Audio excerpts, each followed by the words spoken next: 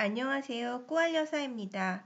오늘은 대만 제1의 갑부로 진정한 부자가 무엇인지 몸소 실천하고 보여주었던 고 왕용칭 포모사 회장에 대한 이야기입니다. 디테일의 힘이란 책에 나온 부분을 들려드립니다. 2008년 별세한 왕용칭 회장은 돌아가시면서 9조 원이나 되는 돈을 기부했습니다. 진정한 부자란 무엇인가 가르침을 남겨준 유언을 들려드리겠습니다. 누구나 부를 바라지만 태어날 때부터 가지고 태어난 사람은 없다. 떠날 때 가지고 떠날 수 있는 사람도 없다. 돈은 하늘이 우리에게 좋은 용도로 사용하라고 잠시 맡긴 것일 뿐 누구도 진정 이를 소유할 순 없다. 인생 최대의 가치는 자신의 능력을 발휘하여 사회에 공헌하고 아름다운 비전을 제시하는 것이다. 나는 이러한 목표 덕분에 긴 세월 결코 나태할 수 없었다. 정말 멋지신 분이죠. 그럼 이제부터 왕용칭 회장님이 어떤 분이신지 알아보겠습니다. 왕용칭 회장은 완전 흙수저 출신입니다.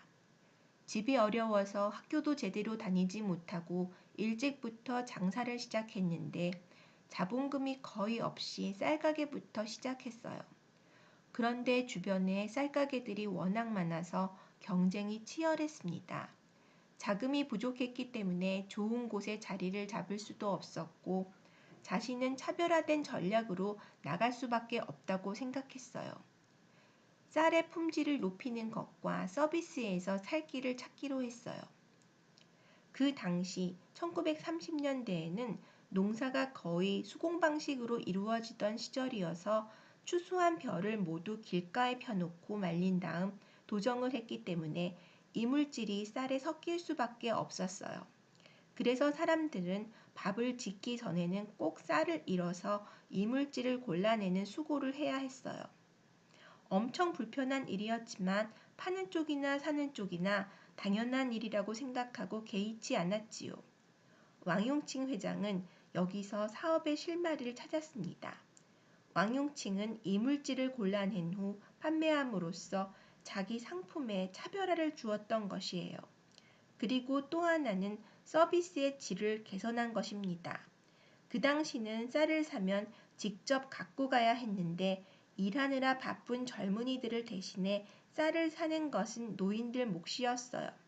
노인들에게는 그것이 너무나도 힘든 일이라는 점을 알았고 거기에서 실마리를 찾았던 거예요.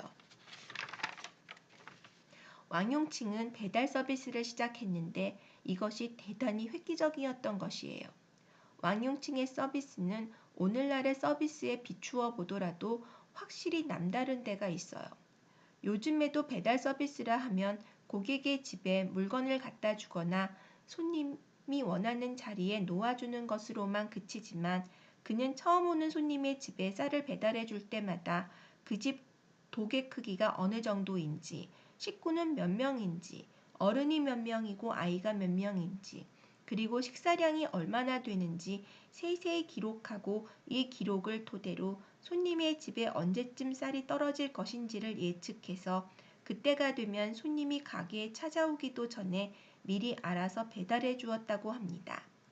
요즘 빅데이터를 분석해서 소비자 성향 파악 마케팅하는 것을 왕중추는 미리 했다는 것이죠. 정말 놀랍지 않아요?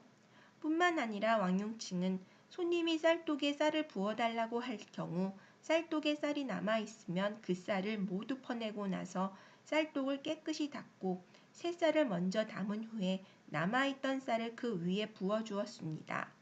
그래야 전에 남아있던 쌀이 오래되어 변질되는 것을 막을 수 있기 때문이죠.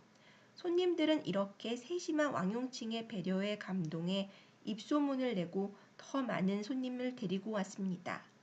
손님 한 명이 아니라 뒤에 수십 명이 있다는 사실을 왕용칭은 알아볼 수 있었죠.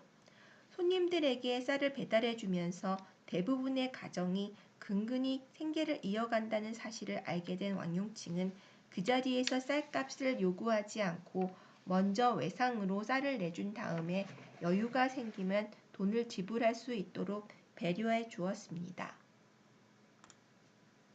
큰 부자는 하늘이 낸다는 말이 있습니다. 왕용칭이 대만 제1의 부자가 될 수 있었던 비결은 무엇이었을까요? 저는 여러 가지 꼽을 수 있지만 그의 인간됨이었다고 생각합니다. 상대방의 불편을 해소시켜 주는 것이 사업임을 알았던 해안과 통찰력, 그리고 상대방을 단순히 돈벌이의 대상으로만 보지 않았던 그런 그의 사명의식이 성공의 비결이었다고 봅니다. 그래서 그는 9조 원이라는 재산을 기부하고 가벼운 몸으로 떠났지만 우리들에게 무거운 존재감으로 자리 잡고 있는 것입니다. 오늘도 꼬알여사였습니다. 늘 여운이 남는 이야기로 찾아뵐게요. 좋아요 엄지척, 구독은 사랑입니다.